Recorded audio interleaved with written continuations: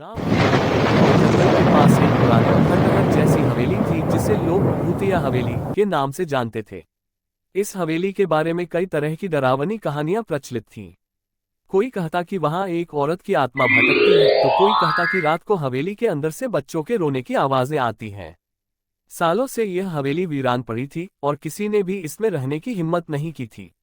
रोहित और उसके दोस्त सनी, राकेश और मोहित हमेशा से इस हवेली के बारे में सुनते आए थे, लेकिन उन्हें कभी इन कहानियों पर यकीन नहीं हुआ। एक दिन उन्होंने तय किया कि वे इस हवेली के रहस्य को जानने के लिए अंदर जाएंगे। सभी दोस्तों ने तय किया कि वे इस वीरान हवेली में रात बिताएंगे और देखेंगे कि वहां क्या सच में कुछ अजीब होता है या नहीं। रात का समय था। चांद की हल्की रोशनी हवेली की खिड़कियों से टकरा रही थी और हवेली के चारों ओर घना अंधेरा था। चारों दोस्त टॉर्च लेकर हवेली के गेट पर पहुंचे। गेट पर जंग लगी हुई थी, जैसे सालों से इसे किसी ने नहीं खोला हो। रोहित ने गेट को धक्का दिया और वह चरमराते हुए खुल गया। चारों दोस्तों के दिल में हल्की सी घबराहट थी, लेकिन वे एक दूसरे के सामने खुद को निडर दिखाने की कोशिश कर रहे थे।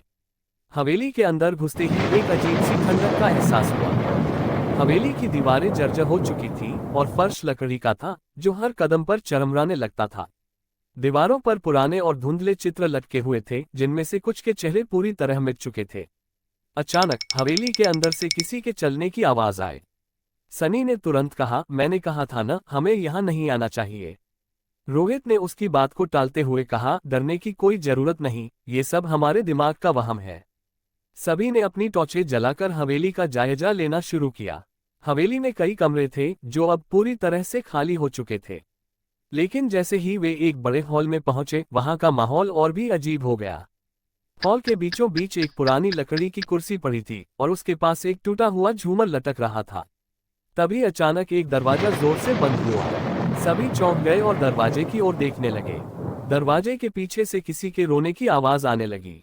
आवाज बेहद दर्द भरी थी, जैसे कोई अपने किसी प्रियजन को खो चुका हो। राकेश ने घबराते हुए कहा, ये आवाज कहाँ से आ रही है? रोहित ने दरवाजे की ओर बढ़ते हुए कहा, चलिए देखते हैं। जैसे ही रोहित ने दरवाजे को खोला, एक झटका लगा। कमरे के अंदर अंधेरा था और कुछ भी साफ नहीं दिख रहा था, लेकिन हवा में एक अजीब सी गंध फैली हुई थी, जैसे वहां सालों से कुछ सड़ रहा हो। कमरे के कोने में एक पुरानी अलमारी थी जो किसी तरह अपने आप हिल रही थी। चारों दोस्त बेहद डर गए, लेकिन फिर भी हिम्मत जुटाकर उस अलमारी के पास पहुंचे। जैसे ही रोहित ने अलमारी का दरवाजा खोला, अंदर एक पुरानी गुड़िया रखी हुई थी। गुड़िया का चेहरा विकृत था और उसकी आंखें बहुत डरावनी लग रही थीं। अचानक हवेली के अंदर तेज हवाएं चलने लगीं और कमरे की खिड़कियां जोर जोर से बजने लगीं। रोहित ने गुड़िया को उठाया और तभी एक तेज चीख हवेली में गूंज उठी। सनी ने घबराते हुए कहा, ये जगह श्रापित है, हमें यहाँ से तुरंत निकलना चाहिए।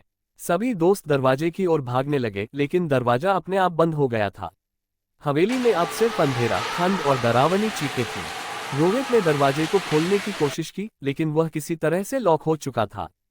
तभी दीवारों पर लगे चित्र एक एक करके गिरने लगे और कमरे में एक अजीब सी आवाज गूंजने लगी, जैसे कोई धीरे धीरे हंस रहा हो। चारों दोस्त अब पूरी तरह से डर चुके थे। अचानक एक परछाई दीवार पर दिखने लगी। वह परछाई धीरे धीरे उनके पास आ रही थी। उसकी चाल बेहद धीमी थी, लेकिन उसकी उपस्थिति बहुत भयानक थी। रोहित ने हिम्मत करके पूछा, तुम कौन हो, क्या चाहती हो? लेकिन कोई जवाब नहीं मिला। परछाई अब उनके करीब आ चुकी थी और चारों के दिलों की धड़कनें तेज हो गईं।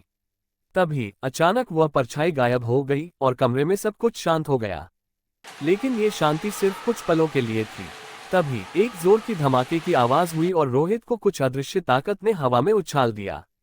उसके चीखने की आवाज से बाकी दोस्त भी दहशत में आ गए। चारों तरफ अजीब सी आवाजें और भयानक घटनाएं होने लगीं। क्या वे इस भूतिया हवेली से जिंदा बाहर आ पाएंगे, या हवेली का खौफनाक सच उन्हें हमेशा के लिए वही